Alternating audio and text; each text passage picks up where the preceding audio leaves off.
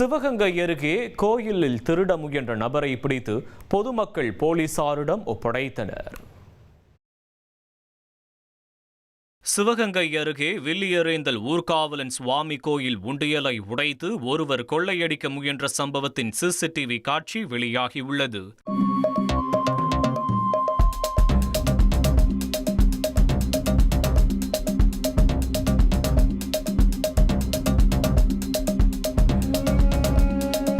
இதேபோன்று 3 முறை கொள்ளை சம்பவங்கள் நடைபெற்ற நிலையில் கோயிலில் வைக்கப்பட்ட எச்சரிக்கை மணி ஒலித்ததை அடுத்து பொதுமக்கள் திருடனை பிடித்து மின்கம்பத்தில் கட்டி வைத்தனர்.